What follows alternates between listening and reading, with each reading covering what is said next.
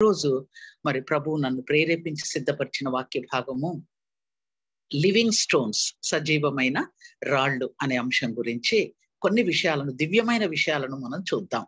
పేతురు రాసినటువంటి మొదటి పత్రిక 2వ అధ్యాయం 5వ వచనంలోనికి వస్తే అక్కడ మీరును సజీవమైన రాళ్ల వలె ఉండి ఆత్మ సంబంధమైన మందిరముగా కట్టబడుచున్నారు. దివ్యమైన వాక్యం. You also as lively stones are built up a spiritual house. ఎంత గొప్ప ధన్యత ప్రియ దేవుని బిడ్డలారా! నిజంగా ఈ ధన్యత ఎవరికి లేదు. సజీవమైన రాళ్ల వలె ఉండి ఆత్మ సంబంధమైన మందిరముగా కట్టబడుచున్నారు. అంటే ఈ రోజు మనము పరిశీలించుకోవాల్సింది, సెల్ఫ్ ఎగ్జామిన్ చేసుకోవాల్సింది ఏంటంటే, నిజంగా ఆ ఆత్మ సంబంధమైన మందిరములో మనం కూడా సజీవమైన రాళ్ల వలె ఉన్నామా లేదా? కానీ ఆ రాళ్ల వలె ఉండకుండా, అంటే దాన్ని పెద్దగా కేర్ చేయకుండా ఈ రోజు మన సంఘాలలో, మన డినామినేషన్స్ లో, ఏ సంఘమైనా కానివ్వండి, ఏ డినామినేషన్ అయినా కానివ్వండి, గొడవలు, పోట్లాటలు కదా, చాలా భయంకరమైన పరిస్థితులలో, అంటే అపవాది ఆధీనంలో ఉన్నాయని చెప్పడానికి నేనేమి వెనకాడటం లేదు. దేవునికి స్తోత్రం. మరి మనమేమో ఆ ఆత్మ సంబంధమైన మందిరంలో సజీవమైన రాళ్లుగా ఉండటానికి ప్రాకులాడాలి. కానీ మన పరిస్థితులు ఇప్పుడు చూసినట్లయితే భిన్నంగా ఉన్నట్టు మనం గమనించగలం. ప్రియ దేవుని బిడ్డలారా, దేవుని మందిరము అంటే ఏంటంటే అది ఇటుకలతోనో రాళ్లతోనో కట్టబడిన మందిరం కానే కాదు. అది కట్టడము మాత్రమే. కానీ గుడ్డిగా ఈ రోజుల్లో ఆ కట్టడాన్నే సంఘముగా లేదా చర్చ్ గా పిలువబడుతుంది. కానీ అది కానే కాదు. విశ్వాసులు ఎప్పుడైతే కూడుకొని అక్కడ ప్రార్థనలో పాల్గొంటారో, మరి ఆరాధనలో పాల్గొంటారో, అప్పుడే దాన్ని సంఘము అని పిలవటం జరుగుతుంది. మరి పాలస్తీనా దేశంలో యూదుల చేత నిర్మించబడినటువంటి ఒక పురాతన కట్టడం ఉందన్నమాట. ఆ కట్టడం యొక్క ప్రత్యేకత ఏంటంటే దాన్ని పెద్ద పెద్ద బండరాళ్లతో నిర్మించారంట. మరి అక్కడ వెళ్ళిన వాళ్ళు బహుశా చూసి వచ్చి ఉంటారు. ఆ పెద్ద రాళ్లను ఒక చిన్న రాయి తీసుకొని దాన్ని తట్టినట్లయితే ఒక మధురమైన స్వరము ఆ రాయిలోంచి వినిపిస్తుందంట. చూడండి, చాలా ఆశ్చర్యం కదా! రాళ్లలోంచి మధురమైన స్వరం రావడం ఏంటి అనేది చాలా ఆశ్చర్యకరమైన విషయం. అందుకొరకు మరి బ్రహ్మాండమైన రాళ్ళు, ఒక చిన్న రాయి తీసుకెళ్లి మనం దాన్ని తట్టినట్లయితే మధురమైన స్వరం. అంటే అన్ని రాళ్ళు ఒకే స్వరాన్ని వినిపించవంట. ఒక్కొక్క రాయిని మనము చిన్న రాయితో తట్టినప్పుడు వివిధ రకాలైనటువంటి మధురమైన స్వరాలు, ఏ విధంగా అయితే క్యాషియో లేదా హార్మోనియంలో వివిధ రకాలైనటువంటి స్వరాలు మనకు వినబడతాయో అలా ఉన్నాయంట. అయితే ఆ రాళ్ళని ఎలా చెక్కి నిర్మించారు అనేది పరిశీలించడానికి అసలు ఏంటి దాని రహస్యం అని ఎంతగానో రీసెర్చ్ చేశారంట. ఈ రోజు వరకు తెలియదంట ఆ రాళ్ళని ఏ విధంగా మలచారు అనేది. ప్రియ దేవుని బిడ్డలారా, ఎవరు కనిపెట్టలేదు. దూర దేశాల నుంచి అనేకులైన యాత్రికులు వచ్చి ఆ రాళ్లను చూడడానికి, ఆ స్వరాన్ని వినటానికి వచ్చి దానిని తట్టి ఆ స్వరం విని చాలా సంతోషిస్తారంట. అయితే ఇప్పుడు ఈ విషయాన్ని ఎందుకు నేను చెప్తున్నానంటే, ఈ రీతిగానే నేను తిరిగి జన్మించినప్పుడు ప్రభు అయిన యేసుక్రీస్తు యొక్క సజీవమైన రాయిగా అవుతామన్నమాట. సజీవమైన రాయిగా మనం ఎప్పుడైతే ఉంటామో అప్పుడు చూడండి, పరలోక సంగీతం మనలో ఉంటుంది. ప్రజలు మనలను శపించినా, దూషించినా, మనల్ని గురించి చెడు మాటలు చెప్పినా కూడా ప్రభు నేను దీవించుగాక అని అంటాము, లేదా క్షమిస్తాం తప్ప తిరిగి మనం ఎలాంటి రియాక్షన్ ని చూపించమన్నమాట. ఆ రాళ్ళు ఏ విధంగా మధురమైన స్వరాన్ని వినిపిస్తున్నాయో, ఆ గొప్ప రక్తములో, నిర్దోషమైన రక్తంలో కడగబడిన నేను కూడా ఆ విధమైన పరలోక సంగీతాన్ని వినిపించే వారంగా ఉండాలి. మరి ఇప్పుడు పరిశుద్ధ లేఖనాల్లో కొందరు భక్తులను మనం చూద్దాం. సజీవమైన రాళ్లుగా ఉండి భయంకరమైన పరిస్థితుల్లో మధురమైన సంగీతాన్ని వినిపించినటువంటి కొందరి భక్తులను మేము ముందుకు తీసుకొస్తాను. మొట్టమొదటిగా the first martyr of Jesus Christ కదా, మొట్టమొదటి హతసాక్షి మనందరికి తెలుసు, స్టెఫెన్. నిజంగా అద్భుతమైనటువంటి దివ్యమైన సేవ చేస్తూ ఉండినప్పుడు ఆయనకు సంభవించిన పరిస్థితి ఏంటంటే, జనము రాళ్లు రువి చావగొడుతూ ఉన్నారు. ఒకసారి ఊహిస్తే ఆ సంఘటన, ఒక్క రాయి తీసుకొని కొడితే మనకి ఎంత నొప్పి, బాధ కలుగుతుంది కదా. అలాంటి చుట్టూ నిలబడి అందరూ రాళ్లతో కొడుతూ ఉన్నారు. కొడుతూ ఉన్నప్పుడు అతనిలోంచి వినిపించిన పరలోక సంగీతం మనందరం ఎరుగుదాం కదా. ఆ పరలోక సంగీతం ఎక్కడి నుంచి వచ్చిందంటే దేవుడు అతనికి ఇచ్చాడు. ఎందుకంటే ఆయన విమోచింపబడిన వాడు, మరి దేవుని యందు భయభక్తులు కలిగి ఉన్నవాడు కనుక ఆ పరలోక సంగీతం ఆయనలో నుంచి వచ్చింది. దైవ ప్రేమ ద్వారానే ఇతరులను క్షమించుటకు మనకు సులభం అవుతుంది. మనం ఈరోజు క్షమించుకుంటున్నామా? ఎంత గొడవలు, ఎంత పోట్లాటలు కదా, ఎన్ని పోటీలు, ఎన్ని గ్రూప్స్.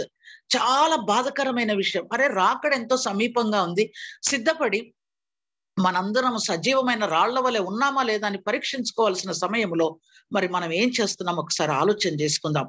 మరి ప్రియ దేవుని బిడ్డలారా, ఇటువంటి సజీవమైన రాళ్లన్నిటినీ కలిపినప్పుడే దేవుని మందిరం కట్టబడుచున్నది. అంతేగాని రాళ్లతోనో ఇటుకలతోనో కట్టబడిన మందిరం అది మందిరం కాదు, అది ఒక కట్టడం అంతే. కానీ మనము సజీవమైన రాళ్ల వలె ఉండి దేవుని మందిరంను కట్టడానికి మనము అందులో ఒక భాగంగా, ఒక పార్ట్గా మనం ఉండవలసిన వారమై ఉంటున్నాం. స్టెఫెన్ చూడండి, ఎంత అద్భుతం. మరి స్టెఫెన్ జీవితంలో ఉండే మరొక ప్రత్యేకత ఏంటంటే, మొదటి హతసాక్షి, రెండవదిగా యేసు ప్రభు సిలువలో పలికినటువంటి 2 అద్భుతమైన మాటల్ని ఈయన కూడా పలికాడు. రాళ్ళు రువి చంపుతూ ఉన్నప్పుడు, ప్రభువా వారి మీద ఈ పాపం మోపకుము అన్నాడు. ఎలా అనగలిగాడు? మనమైతే అంటాం, అసలు ఒక్కసారి మనల్ని మనం ఊహించుకుందాం, ఈ పరిస్థితిలో మనం వారిని క్షమించగలమా? మరి ప్రభువా వారి మీద ఈ పాపం మోపకుము, తండ్రి వీరేమి చేస్తున్నారో వీరు ఎరగరు గనుక వీరిని క్షమించమని ప్రభువు పలికినటువంటి ఆ మొట్టమొదటి మాట ఈయన కూడా పలికినట్టు చూస్తున్నాం. తర్వాత రెండవదిగా తండ్రి చేతికి ఆత్మను యేసయ్య అప్పగించుకున్నట్టు ఈయన కూడా మరి చివరిగా చనిపోతూ తన ఆత్మను మరి దేవునికి అప్పగించుకున్నట్టు చూస్తున్నాం. దేవునికి స్తోత్రం. మరొక సజీవమైన రాయిని మీ ముందుకు తీసుకొని వస్తాను. అద్భుతమైన సజీవ రాయి, ఆయన దావీదు మహాభక్తుడు. మరి దావీదు భక్తుణ్ణి సౌలు చంపడానికి వెంటాడుతున్నాడు. ఏంటి కారణం ఏంటంటే నిష్కారణంగా. ఎందుకు?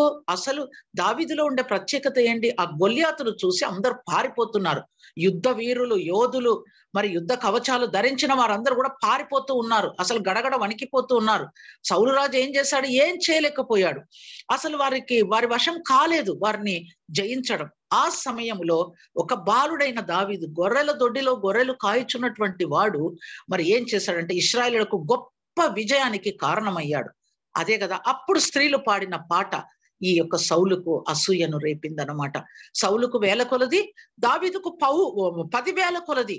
అది నాకు 1000 కొలది, దావీదు వాడు ఎవడసలు ఎంతటి వాడు అంటే విజయం కలిగించాడు, జయానికి కారణమయ్యాడు కదా. ఆ రోజు మీరందరూ ఓడిపోయారు, పారిపోతూ ఉన్నారు. ఆ సమయంలో అద్భుతమైన రీతిలో దేవుని ప్రణాళిక చొప్పున మరి దేవుని యందు గల విశ్వాసము చేత ఒక చిన్న గులకరాయితో మరి ఆ గొప్ప గొల్యాతును చంపివేసినట్టు మరి ఇశ్రాయేలులకు జయము కలిగినట్టు చూస్తున్నాం. అప్పుడు ఆయనను వెంటాడుతున్నాడు చంపడానికి. ఎంత అన్యాయము చూడండి.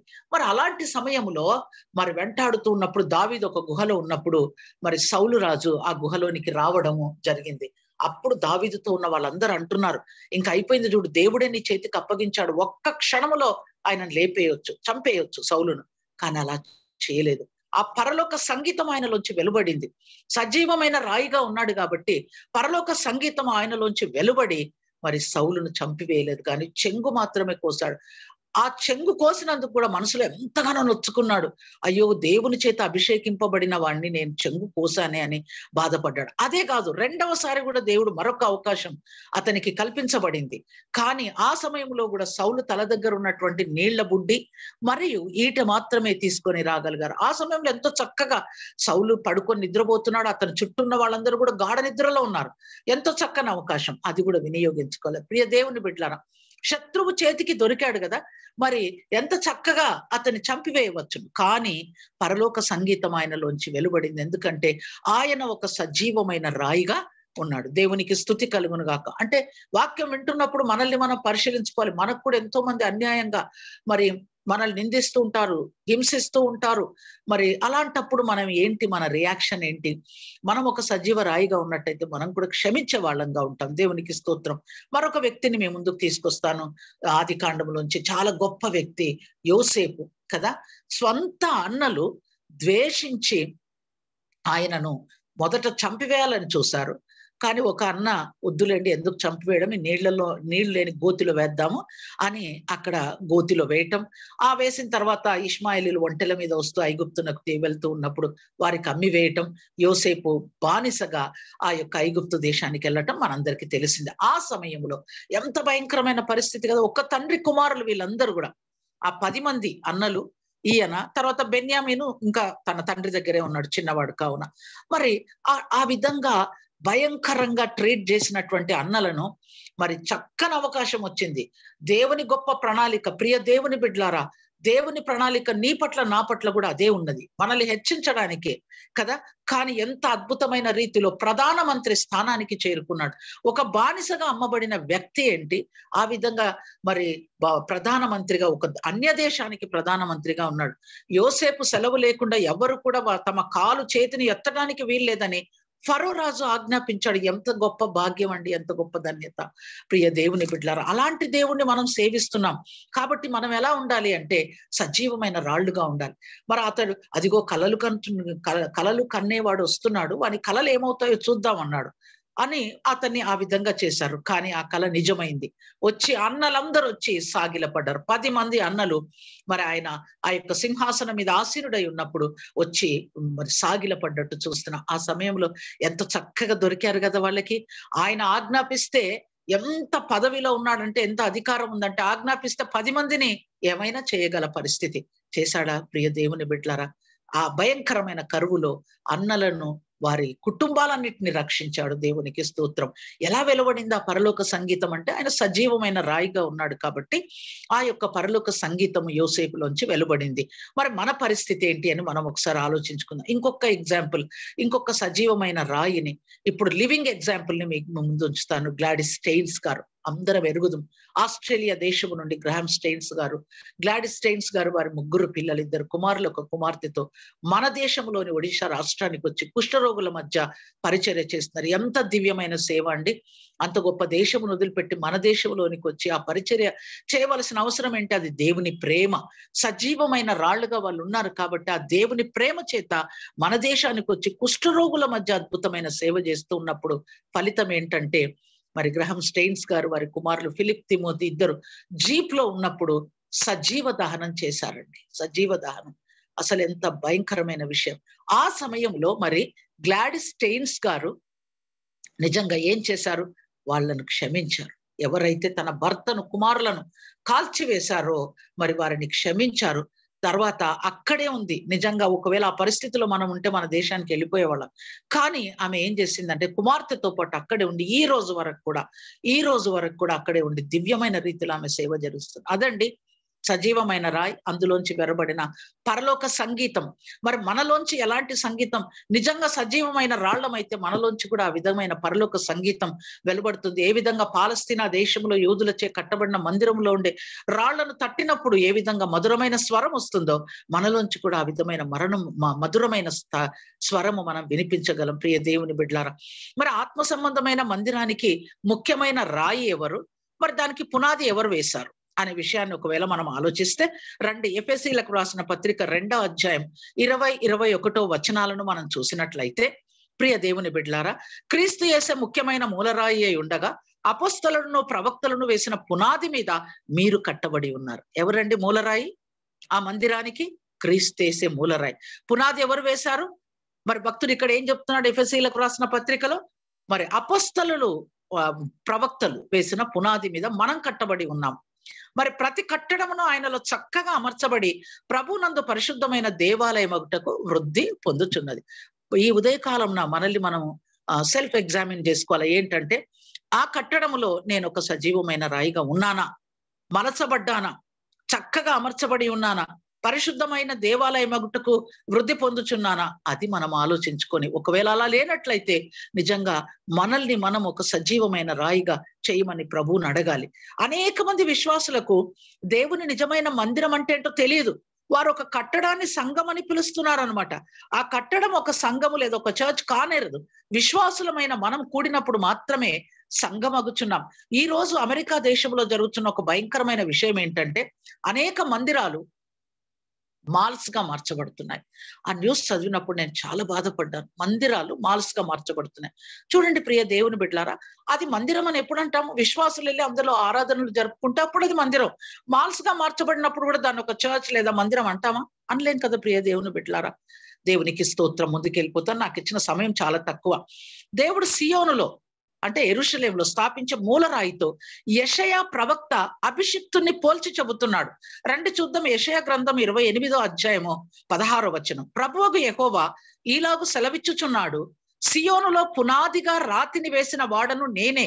అది పరిశోధింపబడిన రాయి, అమూల్యమైన తలరాయి, బహుస్థిరమైన పునాది అయిన మూలరాయి అయి ఉన్నది. దేవునికి స్తోత్రం. సో ఆ మందిరానికి మూలరాయి ప్రభువైన యేసును, అభిషిక్తుని పోలుస్తూ ఉన్నాడు. యెరూషలేము నూతన ప్రజ తమకు యెహోవా మూలరాయి అని, ఆశ్రయదుర్గం అని తెలుసుకుంటారు. ఈరోజు మనం కూడా తెలుసుకున్నాం కదా. దేవునికి స్తోత్రం. యేసు తనను మూలరాయితో పోల్చుకున్నాడు కూడా. వాక్యంలో నేను రెఫరెన్స్ చూపించలేను సమయాన్ని బట్టి, అనేక చోట్ల మనకు ఆయన నిషేధింపబడిన రాయి మూలకు తలరాయి అని చాలా వాక్య భాగాల్లో మనం చూడగలం. యేసు మూలరాయి అని నమ్మేవారు సజీవమైన రాళ్ల వంటి వారని ఈ గ్రంథకర్త ఉద్దేశం. మరి నీవు నేను నిజంగా యేసు ప్రభు మరి దేవుడని, రక్షకుడని, మూలరాయి అని నమ్ముతున్నామా? నమ్ముతున్నాం కనుక మనమందరం కూడా సజీవమైన రాళ్ల వంటి వారమని గ్రంథకర్త చెబుతున్నాడు. దేవునికి స్తుతి కలుగునుగాక. దైవ ఆరాధనకు యోగ్యమైన ఆత్మ సంబంధమైన గృహముగా వీరు కట్టబడుచున్నారు. దేవుని ప్రజలు ఆయనకు ఆలయం వంటి వారని, దేవుని మహిమపరిచే మందిరం, లేదా క్రొత్త నిబంధన గ్రంథంలోని ఇతర రచయితలు కూడా ఈ విషయాన్ని బయలుపరుస్తున్నట్టు మనం చూడగలం. ఇదిగో రోమీలకు రాసిన పత్రిక 9:3 ఇదిగో నేను అడ్డురాతిని అడ్డుబండను సియోనులో స్థాపించుచున్నాను, ఆయన యందు విశ్వాసం ఉంచువాడు సిగ్గుపరచబడడు. దేవునికి స్తోత్రం. మనందరం ఆయన యందు విశ్వాసం ఉంచిన వారు కదా.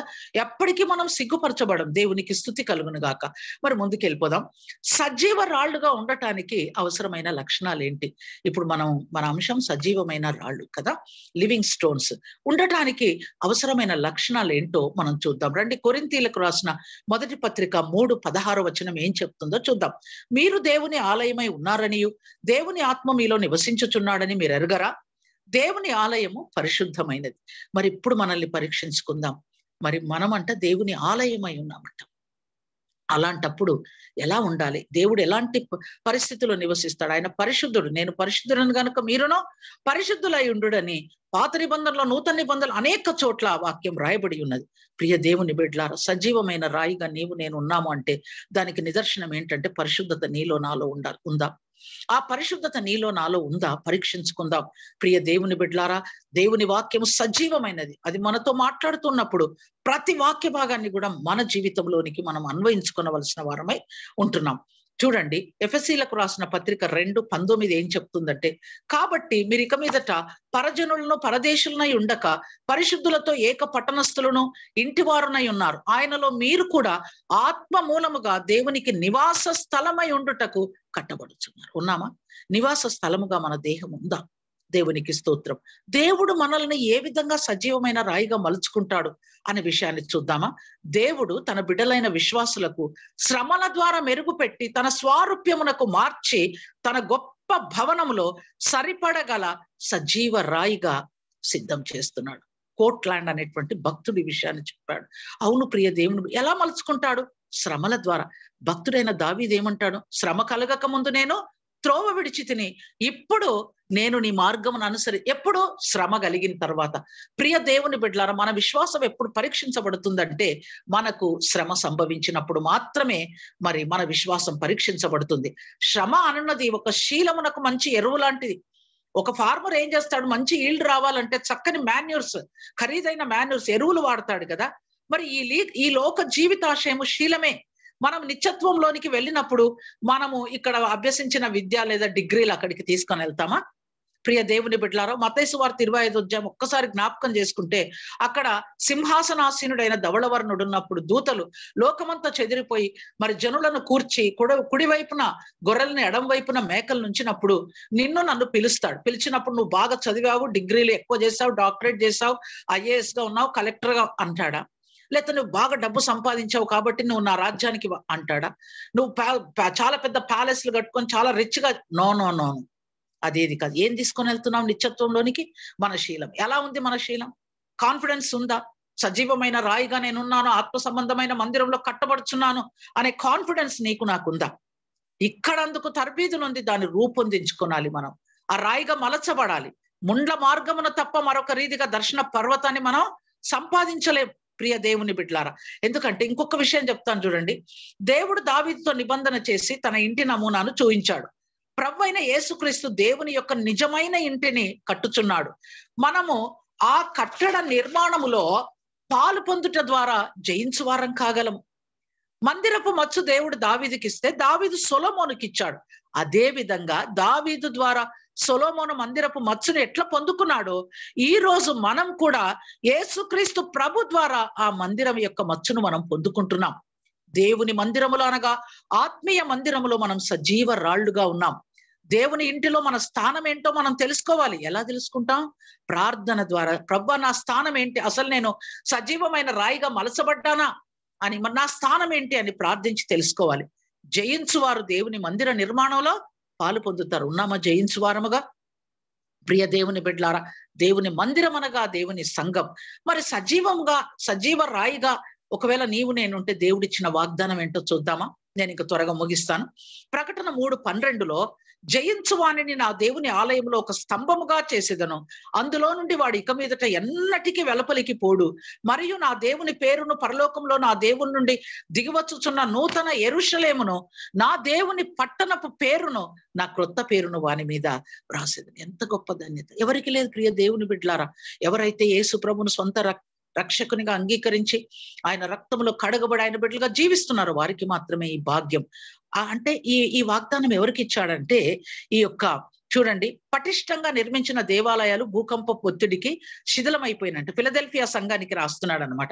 అది క్రైస్తవులు, ఆ ఫిలదెల్ఫియా క్రైస్తవులు చూశారు. అయితే వాళ్ళు ఒక విషయం గమనించారు. దేవుని ప్రజలు ఎప్పటికీ నిలిచి ఉండే స్తంభాల వంటి వారని వారు విన్నప్పుడు తాము సజీవమైన రాళ్ల వంటి వారమని ఆ సంగతి వారికి విదితమై ఉండవచ్చు. ఈ రోజు మరి నీకు నాకు విదితమైందా? ఆత్మ సంబంధమైన మందిరం యేసు ప్రభు కడుతున్నాడు, అందులో నీవు నేను సజీవమైన రాయిగా ఉంటున్నామా? ప్రియ దేవుని బిడ్డలారా, మరి సజీవమైన రాయిగా ఉంటే ఏంటి మరి మనకు వచ్చేటువంటి ఫలితం అంటే, చూడండి, నేను ఒక 5 విషయాలను మీకు చెప్తాను. సజీవుడైన దేవునితో యుగ యుగములు ఉంటాము, జీవాహారం భుజిస్తాము, జీవ జలముల యొద్దకు నడిపించబడతాము, జీవ జలములు త్రాగుతాము, జీవ గ్రంథములో మన పేరుంటుంది, జీవ వృక్ష ఫలములు మనం భుజిస్తాం. దేవునికి స్తుతి కలుగును గాక. ఇంతటి గొప్ప భాగ్యము మనం ఎలా పోగొట్టుకుంటాం ప్రియ దేవుని బిడ్డలారా? మరి పోగొట్టుకోకుండా ఈ యొక్క భాగ్యమును స్వతంత్రించుకోవాలంటే నీవు నేను సజీవమైన రాయిగా ఉండాలి. ఉన్నప్పుడు మాత్రమే మనము ఆ యొక్క భాగ్యమును పొందుకుంటాము. ఆ యొక్క సజీవమైన దేవునితో యుగ యుగాలు జీవించే కృప ప్రభు మనకు అనుగ్రహిస్తాడు.